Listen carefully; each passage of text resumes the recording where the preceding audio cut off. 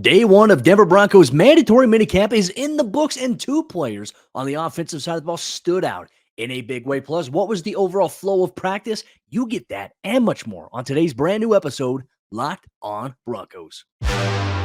You are Locked on Broncos, your daily Denver Broncos podcast. Part of the Locked on Podcast Network. Your team every day.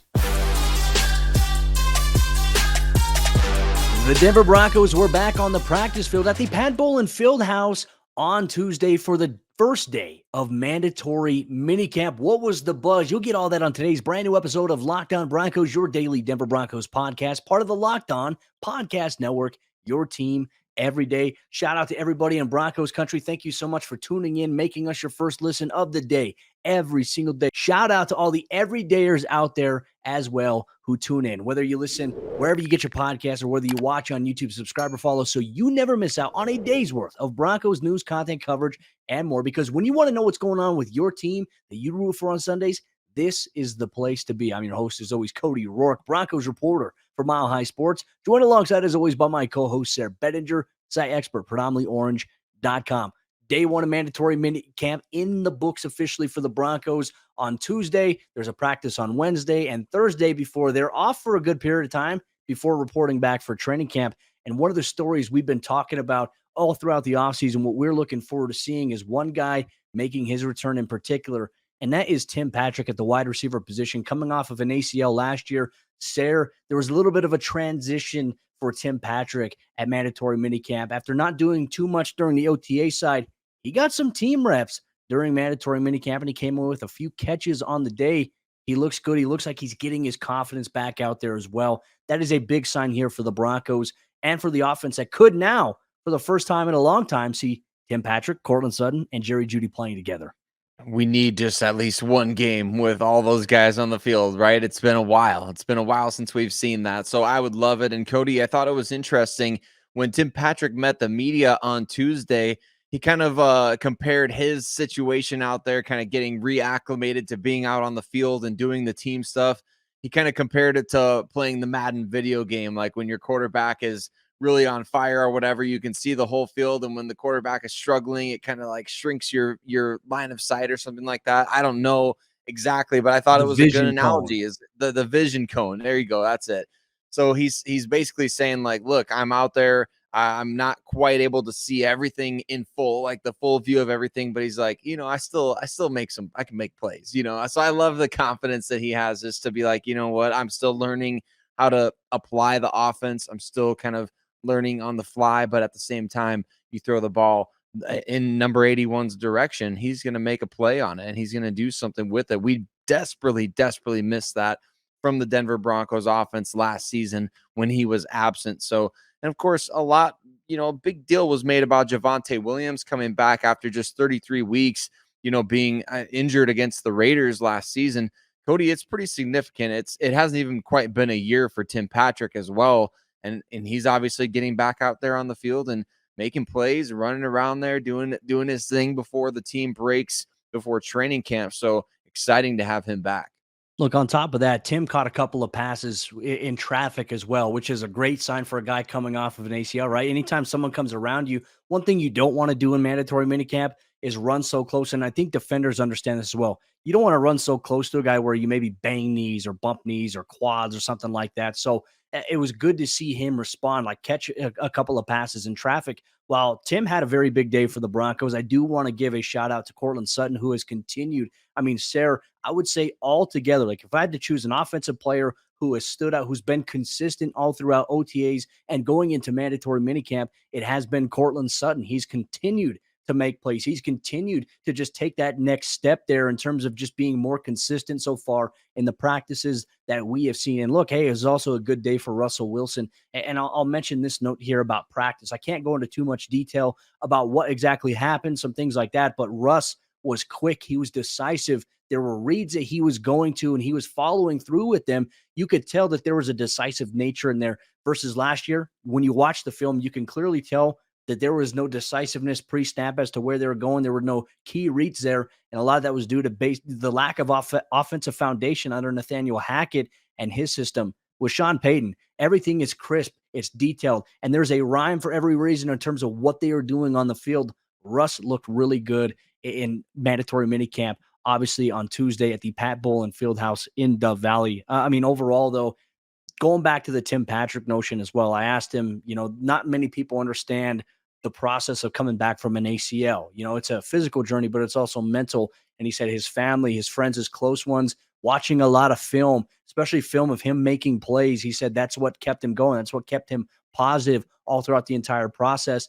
And even like we talk about the mentorship role, I know I've alluded to it several times here on the show, but something that we also found out as well is that this offseason, he's moved KJ Hamler into his house with him and I don't know if it's his wife and family. Like Tim Patrick's got a family, and he's moved KJ Hamler in there as well, and just mentioned that they have a routine, they have a plan in place, and he just wants to look out for KJ as well because they all want these guys to all play together, which I think is huge and just another sign of the type of leadership that Tim Patrick brings to the table for this Broncos football team. Well, I think that's such a tremendous thing for Tim Patrick to do, right? To bring KJ Hamler in to kind of mentor him along, right? As a year ago at this time, we were hearing from KJ Hamler talking about the journey that was the 2021 season for him, right? And how it was just brutal for him, the injury that he went through, obviously the stuff with his family. I believe he lost his grandmother, Cody, who's a very important person to him in his life. So just it's awesome to see these guys rallying around each other. Look, it's team. Yeah, you're coworkers, but at the same time, you kind of become family. You spend more time with these guys than you do with most of your family members. Yeah, brotherhood is exactly it. So I'm excited by that. And I'm excited for the fact that, look, a lot of people are writing KJ Hamler off this year and saying like he's probably not going to make the team or he's going to do this, that, and the other. I disagree. I think KJ Hamler is one of those guys his talent is such that you can't keep him off the roster, in my opinion. So obviously he's got to be healthy and things like that. And he may need some lucky breaks in that regard, obviously already dealing with the pectoral, but that's why I think it's so important for him to be around a guy like Tim Patrick to see Tim Patrick has overcome so much. I mean, yes, the ACL this past year is one of those, that's a mental, like you said, mental grind, physical grind. But man, you go back and read some stories about him at Utah, breaking his leg, them not being sure if he'd ever play football again. And he's overcome a lot injury wise. So, I mean, there's nothing that he probably can't handle mentally. I mean, it's probably even a shorter hurdle for him to get over than that previous one. So very excited to have him back. Very excited about the development of him and KJ Hamler rooming together. And I think absolutely, Cody, this is a big year for this wide receiver group. Got to see them all together on the field. He even mentioned that as well in his post-practice press conference, talking about, what was it like for you? How hard was it for you going through the ACL? The ACL has its challenges, but he said, back at Utah, he said, I snapped my leg in half. He said that was a little bit more scary at the time than the ACL. So for a guy who's been through that, it helps to go through it. It's always a tough thing to have to endure something. It's a traumatic thing to happen. Any type of major injury is a traumatizing experience, but obviously Tim's leadership has been very, very big. He even mentioned that, knowing that KJ's gone through the ACL recovery helped him. Knowing that Cortland's gone through it has helped him as well. He even gave a shout out to Jamal Murray and just said, watching from afar, watching him go through that whole entire thing, have those self-doubts, have people doubt that he can come back and play at a high level, come back to play his best basketball of his career. And now he's on top of the world right now as an NBA champion. That right there, I think, is something that Tim Patrick draws inspiration from. And look, I think for the Broncos, if he can play really big this season, he can get all that confidence back fully. The Broncos are going to have some talent on the offensive side of the ball. They're going to have production that we haven't seen in quite some time. And I think that's something that everybody in Broncos country is looking forward to. There's also something else that you should look forward to as well, with Albert Okwuegbunam having a big day at Broncos Mandatory Minicamp. We talk about what he did well and how he's gaining more confidence as he progresses in a big year for him. You'll get that on today's episode, Locked On Broncos. This episode of the show is brought to you by our friends over there at FanDuel Sportsbook. Make your way to FanDuel because right now, new customers, they can get a no-sweat first bet up to $2,500. That's $2,500 back in bonus bets if your first bet doesn't win. You love the Denver Broncos. You're listening to Locked On Broncos. Well, here's something you can get in the action on over there at FanDuel. Right now, Sean Payton is listed as having the second best odds for NFL Coach of the Year in 2023, plus 1,200, right behind Dan Campbell of the Detroit Lions, somebody who he has had on his staff before. So the Sean Payton ties that bind here. And it's also tied with Matt Eberflus of the Chicago Bears, which is an interesting poll in terms of maybe some coach of the year candidates. Dan Campbell, I can see. Sean Payton, I can see. Matt Eberflus, that one will be interesting as well. So there is no better place to bet all the playoff action than America's #1 sportsbook. Visit FanDuel.com/lockedon and get a no sweat first bet up to $2,500. That's FanDuel.com/lockedon. FanDuel, official sports betting partner of the NFL.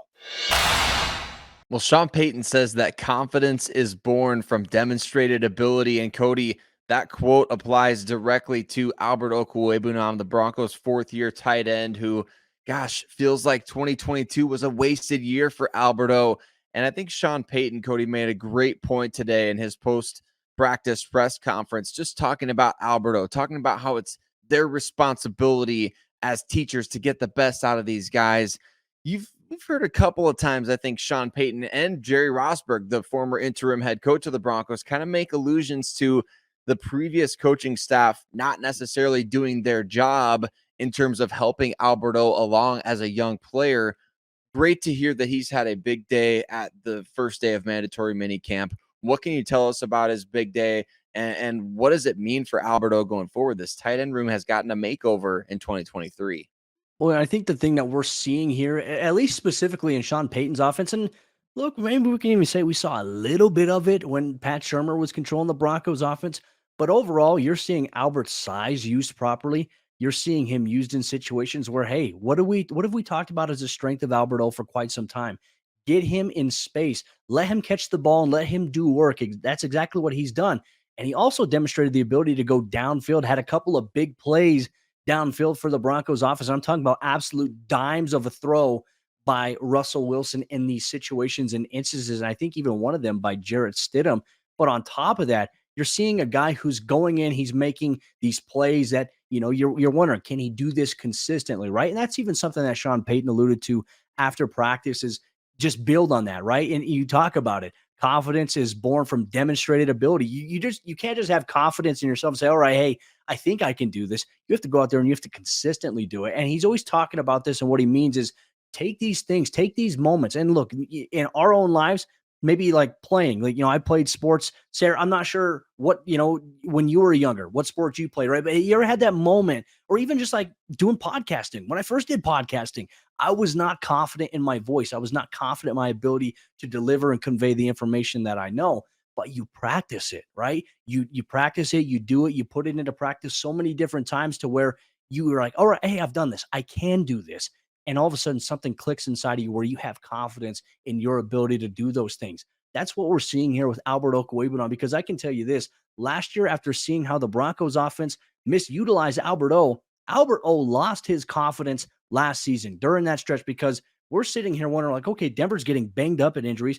Greg Dulcich got injured once again at the end of the season, but even like through the first 6 weeks before Dulcich was even available, how come we're not seeing Alberto involved in the offensive side of the ball? He had lost his confidence because he didn't have a coaching staff, more importantly, that I didn't think they taught him well. What they were trying to do, they didn't convey the information clearly.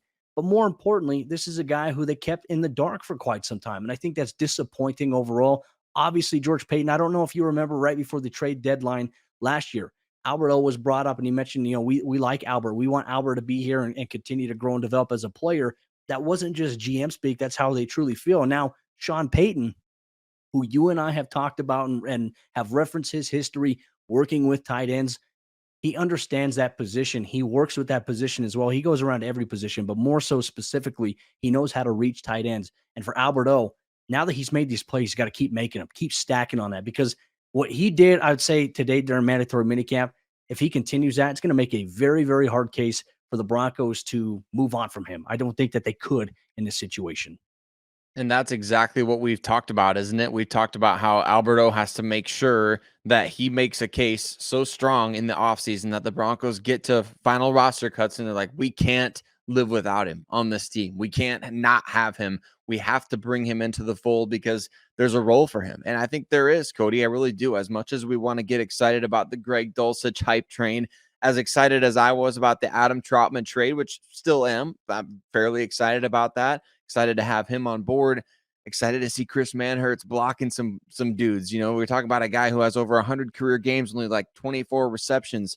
Alberto brings special athleticism, speed, size to the table. You can't, there's just things with him that you can't teach. You can't how many 260-pound guys at 6'5" run a 4.49? I mean, regardless of position, you just don't see it. And so it takes a coach like Sean Payton. I want to read his quote verbatim. I kind of paraphrased it earlier, but he said, of Albert Okwuegbunam, he said he's at that stage where this is the time. And then he said, as a teacher, our job is to hit the ceiling with these guys.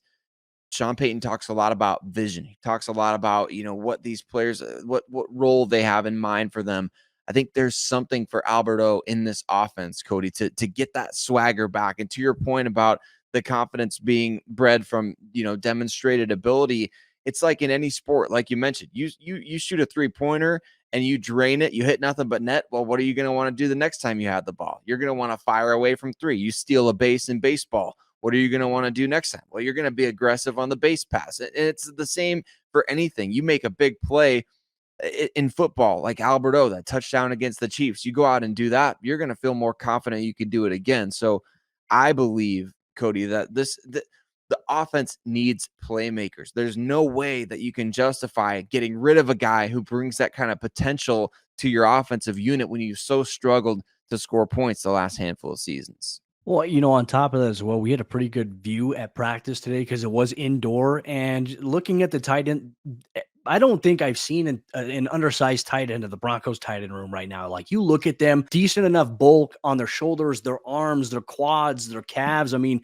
everybody's big. The offensive line is massive. When you look at these guys up close and in person, with a helmet, jersey, and shorts on, I can't even imagine what they're going to look like once the pads come on. The pads always make you look bigger, but man, they have some good size to them at that position. Chris Manhertz definitely looks like a player in terms of his size and blocking. Obviously, that's going to be a big counterpart that we're going to have to keep an eye on in training camp. Not too much to really gauge and evaluate here at this point because there really isn't a lot of contact that is allowed right now during mandatory minicamp. Throughout OTAs, we've seen that be the trend. Training camp will be a little bit different. It'll change our evaluation on how we look at guys. But for Albert Okwuegbunam, you have to have not only just the ability as the player to flip the switch and go out there and perform, but you also have to have the coaches, whether it's head coach, offensive coordinator, position coach, you have to have the belief in your coaches. They're going to put you in a good position. And so far, it looks like under Sean Payton, they're doing just that. Everything is, Payton has the ultimate say on everything at the end of the day, the final say. And it seems like everybody's on the same page where it's, hey,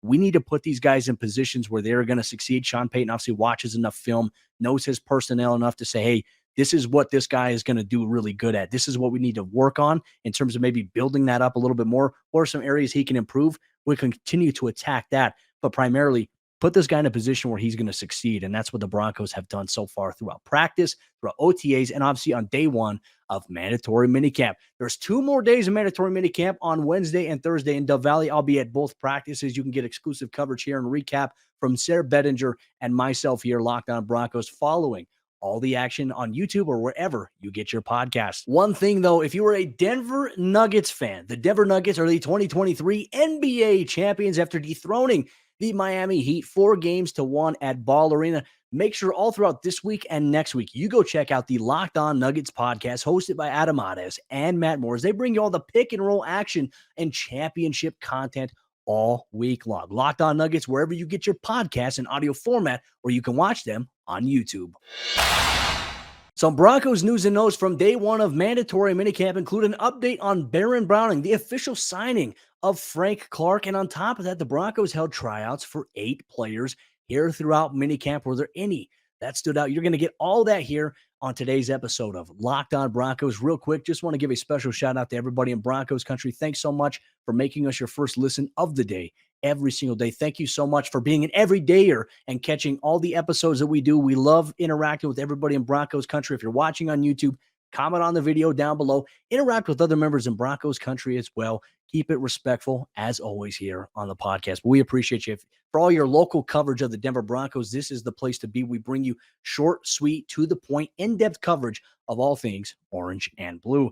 Let's go through here. Tryouts here for the Broncos as we got the rosters going into mandatory minicamp day one in Dove Valley. there were 8 players that were listed as tryout status, invited on. And it was very intriguing to see the list of names, the different positions that were also brought out there on social media. So, Sayre, let me tell you the players that they had on. Did anybody stand out? We'll get to that as well. They had 2 wide receivers and they had 2 running backs. Running back, very interesting in particular here, a long snapper, a kicker, and a cornerback here. So some of the names that stand out, obviously from the kicker standpoint, veteran Randy Bullock was in for a tryout here. Ja'Cour Pearson, wide receiver, was in. Benny Snell Jr., who's obviously got 5 years of experience in the NFL, was also in for practice. One running back to consider there. And then Oregon State running back Ryan Nall was in as well. On top of that, you had Jareth Stearns. I'm not sure if he's related or not to Caden, but he was in. He's a wide receiver. And then they had a linebacker, Austin Jakey. He was in as well. Now, did anybody stand out? Well, to be honest with you, Sayre, on day 1 of mandatory minicamp, nobody necessarily stood out. I would say Ryan Nall had some plays where he caught the ball or, ran the ball really hard. But outside of that, once again, between the running back position, O-line, D-line, the lack of being able to physically engage, it's really hard to tell out of that position there. But Randy Bullock did have an opportunity to get some kicks up. He and Elliott Fry each had an equal amount of kicks on the day. Elliott Fry was by far the more consistent option so far. So we'll see if they make a decision after day 1 or if they give him day 2 or day 3, or if they're going to give him the whole week. I'm not sure how it's going to work, but they could bring in some other people as well. It's always a possibility. But I felt like that was a little bit interesting to note because Sean Payton did mention to us last week or the week prior that, hey, even though we have this kicker on our roster right now, there may be another option out there if we're not completely sold and if this guy doesn't perform. So far, Elliott Fry did a pretty good job. Yeah, turn over every stone and really make sure there's competition there. Competition's going to bring the best out of some of these guys, I think, or it could bring out the worst and make your decision way easier, right? So I really think the intriguing names on there, Cody, obviously XFL star Ja'Cour Pearson, former teammate of Broncos quarterback Ben DiNucci. So one of the better wide receivers in the XFL this past season. And yes, Jareth Stearns is the brother of Caden Stearns. So really interesting there. If anybody recalls the big breakout year for Bailey Zappi there at Western Kentucky, I remember kind of watching the quarterbacks that year, Cody, and thinking like, who the heck is this dude that Bailey Zappi's throwing the ball to almost every single play? It was Jareth Stearns. So he's a small dude, way smaller than his brother. I think he's like under 5'8", maybe 175, 180 pounds, something like that. But he can play. He can play some ball. So I'll be excited to hear as the mini camp progresses along what these guys do. The running back thing, that is interesting to me because what were we told? The Broncos maybe not really interested in Dalvin Cook. We don't necessarily know if they're interested in these other veteran running backs. Then you bring in 2 pretty notable guys with actual NFL experience and have them in for a tryout. That kind of indicates to me that maybe they are happy with some of their young guys, but I think they are looking to add at the position. So is it going to be a modest move like signing one of these 2 guys, or could it be just an indicator that they still are, hey, we're in the market for some help at this position? Ryan Nall specifically, Cody, I know he played a lot of special teams for the Chicago Bears, a former Oregon State running back, guy that can kind of just take the ball and run in a straight line. He get upfield in a hurry. So interesting guy. It's kind of fascinating. A lot of times the guys that you see brought in for tryouts are kind of like these unknown, unheralded guys that your scouting department's like, hey, let's take a shot. Under Sean Payton, I think the tryouts have been much more like notable names, guys who were either drafted or, had draftable qualities coming out. So I find it fascinating. And I also found it fascinating. Sean Payton said to whoever asked him the question, Cody, he's like, we're not going to get into injury updates on anybody. And then he followed that up by giving a major injury update on Broncos outside linebacker Baron Browning. So sounds like Baron is going to be starting this season on the PUP, which is not the most welcome news for Broncos fans. We talked about this last week. We initially found out he underwent surgery on a partially torn meniscus, and usually the timelines for those are like 4 to 6 weeks. But after, it depends on what type of meniscus tear you had. As we started to see, I think a lot of surgeons are now looking at meniscus tears like, okay, hey, you have to address this because if not, you risk further damage to other ligaments in your knee. So I think that's maybe why the recovery process now is much more prolonged than maybe it was 5 to 7 years from now. They want people to have that, the ability to rest. Because look, if you come back in 4 to 6 weeks from a meniscus tear and you have to go back and do the explosive cutting, then it's like, was the surgery even something that you should have done? That's a lot of thought in terms of some orthopedic surgeons. And I know the approach has changed now for many athletes, not just in football. We're talking basketball, other major sports as well. But overall, for Baron Browning for Payton, he said it clear as day, is going to start the season on the PUP list. It's going to be very interesting to determine whether or not that's going to hold him out of action. I can't remember what the new NFL rule change was, if that's because didn't it used to be 8 weeks or something they had to miss Yeah, something ultimately? like that. So if that's the case, and if he's missing the first 8 weeks, it's going to be interesting to see what the Broncos do from a depth standpoint. There's some other names out there that we'll talk about. Let's kind of talk about something that ties this in together here, and that is the signing of Frank Clark is official. And it's interesting, Sean Payton, because to what I was told last week by somebody close to Frank Clark is that they envision him to play defensive end. Well, apparently he's going to be an outside linebacker, according to Sean Payton. So that now makes things a little interesting. I wonder how it impacts maybe a guy like Jonathan Cooper, who has been very good so far all throughout OTAs, mandatory minicamp, but we will get our first introduction of Frank Clark officially when training camp rolls around. But now with this news about Barron being out, on the PUP list, could be potentially the first 8 weeks of the season because of that standard. I mean, there are some veteran guys out there available. Should the Broncos maybe make some moves or maybe even take a strong look at maybe a veteran pass rusher in the free agency market right now? I think they should, Cody. And I'm one of those types of people who, I'm not quite the sign every free agent, but if there's really good ones available at this time of year, like you're getting them at a discounted rate, it's like, hey, I like to shop in the clearance section every once in a while. I mean, Justin Houston is still out there. Jadeveon Clowney's still out there.